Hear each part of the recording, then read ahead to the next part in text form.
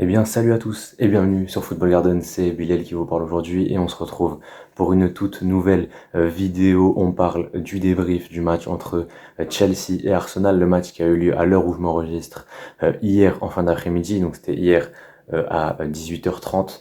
Match nul de partout à Stamford Bridge entre Chelsea et les Gunners d'Arsenal. On va parler du match très rapidement, mais on va surtout parler des joueurs et surtout de un en particulier. Vous savez de qui je vais parler. On en reparlera juste après.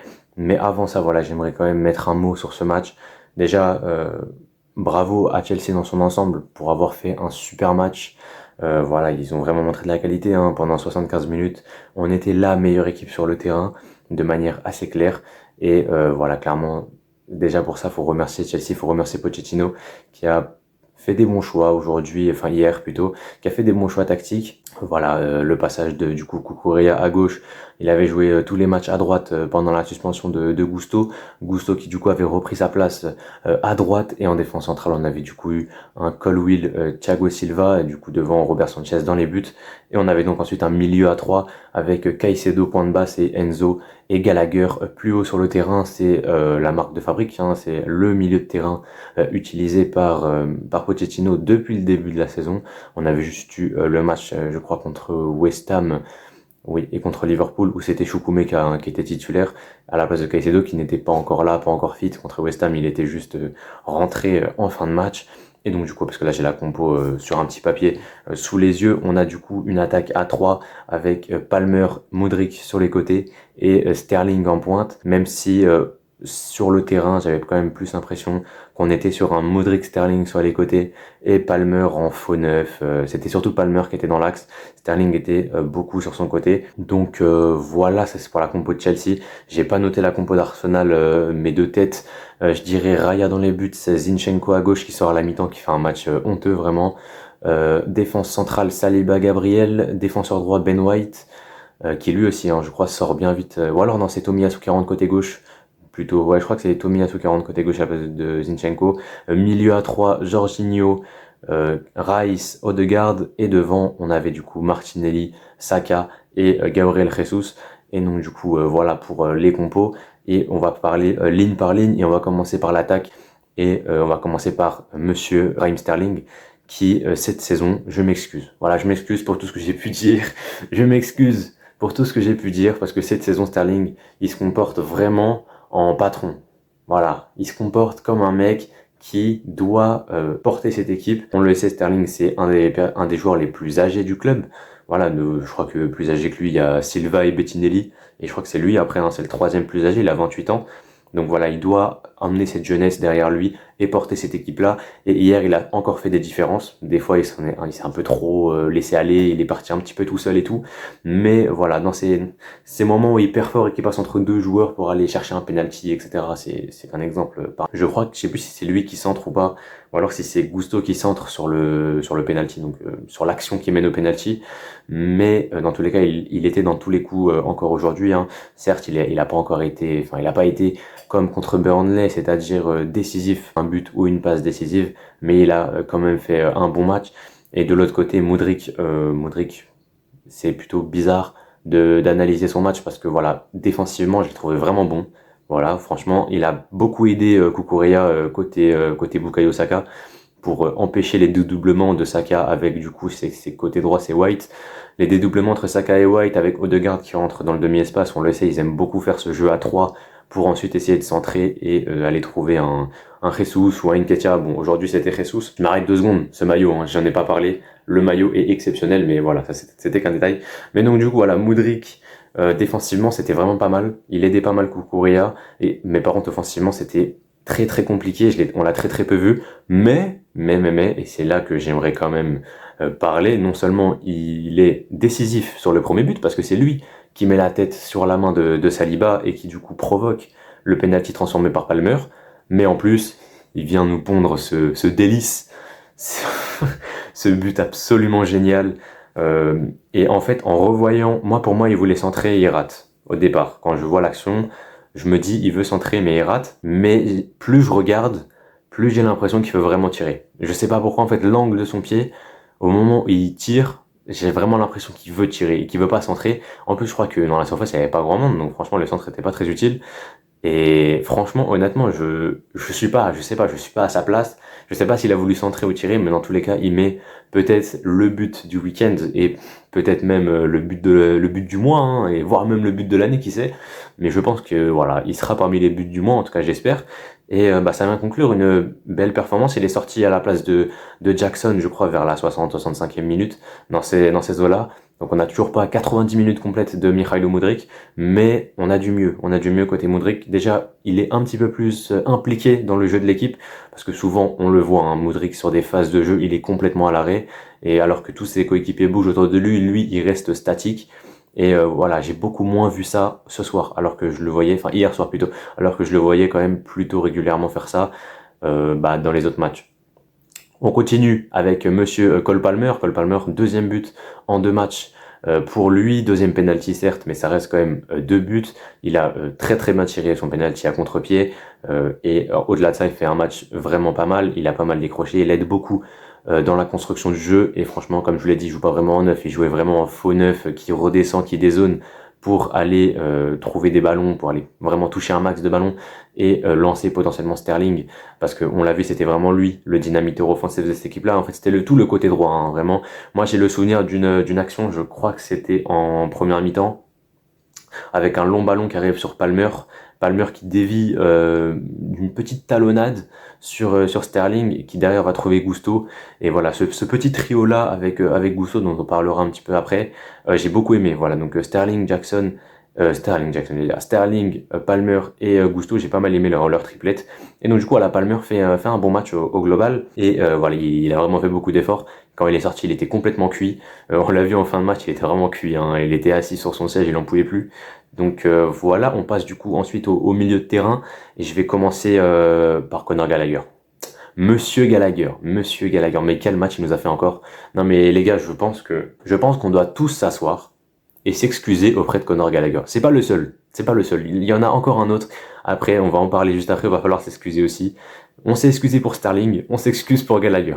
S'il vous plaît, Gallagher, objectivement, pour avoir vu tous les matchs depuis le début de la saison, sauf un, c'était contre Burnley. Du coup, la victoire 4-1, je l'ai pas vu. C'est le seul match de Chelsea que je n'ai pas vu. Sur tous les autres matchs, donc du coup sur les matchs où moi je peux me baser, Gallagher est le meilleur milieu de terrain de Chelsea. C'est le meilleur milieu de terrain. Aujourd'hui, il est imbougeable. Il est imbougeable. Je ne parle pas qu'il est meilleur en termes de qualité intrinsèque ou de qualité technique, etc. Parce que évidemment, pour moi, dans ce cas-là, Enzo est le meilleur. Concrètement, si on parle de football, Enzo est le meilleur milieu de terrain de Chelsea actuellement. Mais si on parle statistiques, si on parle statistiques avancées surtout, et si on parle vraiment apport dans le jeu, tout ce qu'il fait sur le terrain, effort consenti par le joueur, etc. On est sur un joueur qui est monstrueux. Je pense sincèrement que si Enzo joue aussi bien, joue à son niveau actuel, c'est parce qu'il a Gallagher devant lui. Gallagher qui va faire les efforts pour lui et qui lui permet un peu d'être dans un fauteuil et de pouvoir lancer des ballons intéressants. Donc voilà, Gallagher, merci beaucoup. Encore un gros match pour lui hier soir. Et j'ai beaucoup aimé, beaucoup aimé, donc ça c'est vraiment cool. On a ensuite Enzo Fernandez. Enzo, match moyen. Ouais, mon premier mi-temps plutôt pas mal. Deuxième mi-temps, il s'est éteint. Il s'est éteint en deuxième mi-temps, clairement. On l'a beaucoup moins vu, même si en vrai de vrai en deuxième mi-temps, on a juste un peu moins vu Chelsea hein, qu'en première. Mais voilà, toujours intéressant dans les ressorties de balles aussi. Défensivement, ses extérieurs du pied pour casser une petite ligne, voilà, ses petits ballons intéressants. Quand il arrive à trouver des fautes, voilà, clairement un bon match de Enzo, mais sans plus. Voilà, c'est pour ça que j'ai dit un match moyen, parce que bon, dans l'ensemble, c'est pas non plus un match incroyable. Mais pour moi, celui qui fait le match le plus moyen, c'est Moïse Caicedo, et c'est pas que un match. C'est depuis le début de la saison, pour moi, enfin depuis qu'il joue en fait à Chelsea, on n'a pas un joueur qui vraiment transcende tout, quoi. Vraiment, on est sur un joueur. Bon, je l'aime bien, moi. Franchement, la vérité, moi, je l'aime bien. Caicedo, je trouve que c'était un bon recrutement.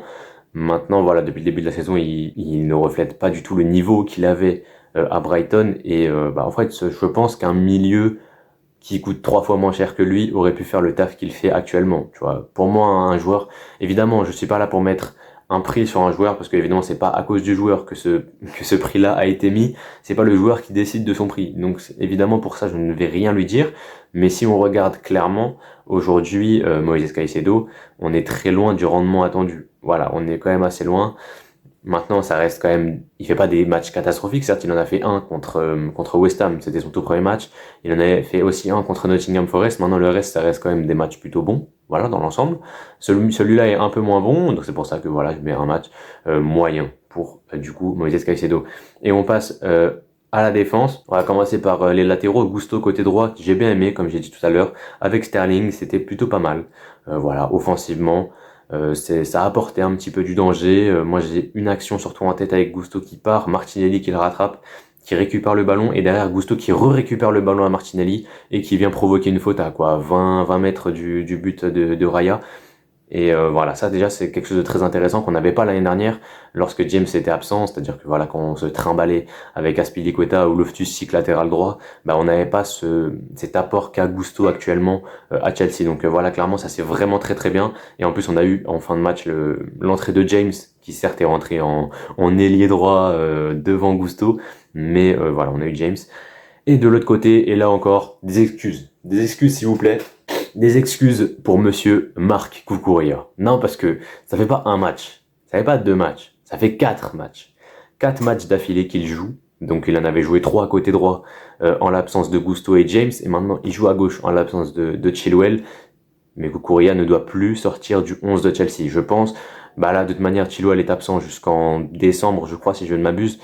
Cucurella ne doit plus sortir de ce 11. Quel match il nous a fait Cucurella. Il a éteint Bukayo Saka et de manière très claire en première mi-temps. Je pense jusqu'à son carton jaune, je pense pas qu'il ait perdu un seul duel contre Saka. Voilà, je pense que le premier duel qu'il perd contre Saka, c'est à la 60e et quelques, après avoir pris son jaune. Mais quel match de Cucurella, mais s'il vous plaît, défensivement monstrueux, mais pas que sur Saka. Des fois, dans l'axe, il récupérait des ballons, magnifique. Je sais pas combien de duels il a gagné dans le match, mais il en a gagné des duels. Donc voilà, merci à Marc Cucurella qui je vous spoil un petit peu parce que là, j'ai fait des notes pour chaque joueur. Je vous spoil un petit peu. C'est mon homme du match personnellement.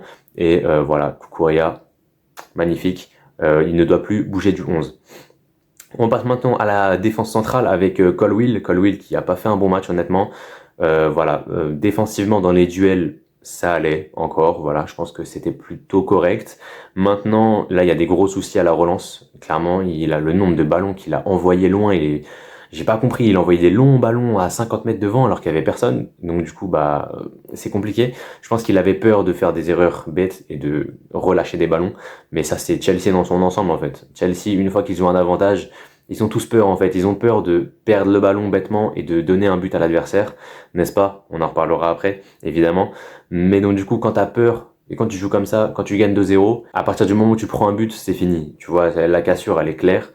Et on en reparlera juste après du coup de l'erreur en question. Mais Colwill, pour éviter ces erreurs-là, bah, il a envoyé des gros pâtés devant. Et bon, au final, évidemment, on n'a pas pris de but à cause de ça. Mais bah non, bah, on n'avait pas non plus de relance incroyable. Je pense que non, même pas, c'est pas lui qui fait cette relance-là. Donc ouais, vraiment, j'ai l'impression qu'il fait quasiment que des relances merdiques, honnêtement. Je crois qu'il y a une relance par-dessus la défense pour Sterling en deuxième mi-temps. Mais hormis ça, il a fait que bouler des longs ballons. Je pense que c'est le pire match de Colwill depuis son arrivée là, cet été. Donc voilà pour Colwill. Et à côté de lui, Thiago Silva. Thiago Silva, patron, comme d'habitude. Ce mec-là m'étonne. Mais ce mec-là est trop fort. Mais s'il vous plaît, mais si des gens ne veulent pas de Silva dans la défense centrale de Chelsea, je ne comprends pas. Mais moi, je suis désolé, mais là, Silva, il faut le prolonger. 39 ans, pas 39 ans, il faut le prolonger. Prolongez-le d'un an encore si vous voulez. Mais le mec peut encore jouer des années. Mais vous avez vu son style de jeu? Quand on regarde le style de jeu de Thiago Silva, hormis s'il se tape une grosse blessure, style ligament croisé et tout ça, qui vont arrêter sa carrière nette, mais Silva, il peut jouer jusqu'à 50 ans. Mais le mec ne joue que dans l'anticipation. En fait, il est tellement fort qu'il ne joue que dans l'anticipation et il trouve des lignes de passe. J'en parle même pas. C'est son côté brésilien qui ressort ça. Hein. Mais donc du coup, forcément, bah, on trouve un joueur que je trouve mais magnifique à voir jouer. Et même à 39 ans, pour moi, c'est notre meilleur défenseur central cette saison, clairement. Moi, je mettais que la West devant lui, donc Fofana.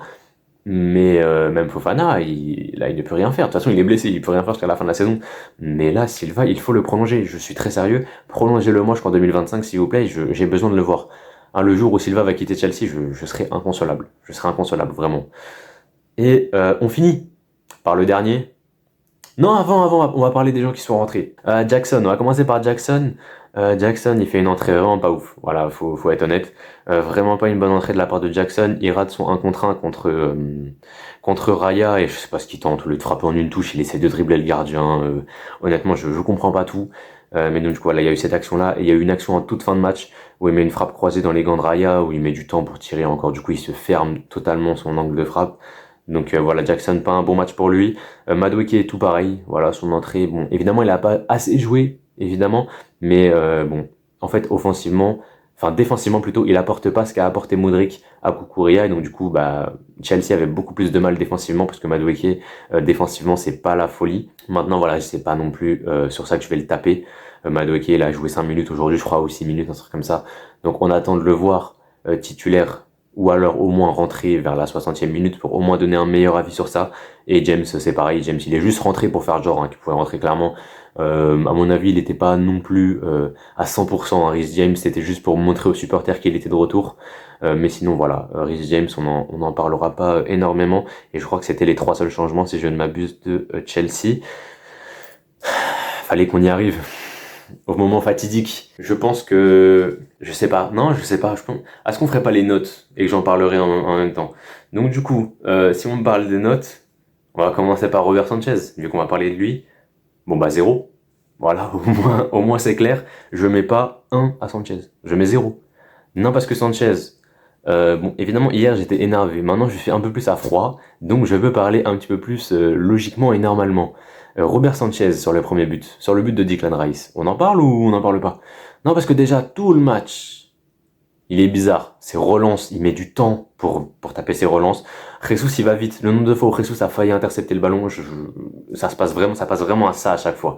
Donc Sanchez a de la chance. Mais sur le but de Rice, il rate sa relance pour Enzo Fernandez. Donc du coup, il met un gros pétard alors que Enzo est à 5 mètres de lui.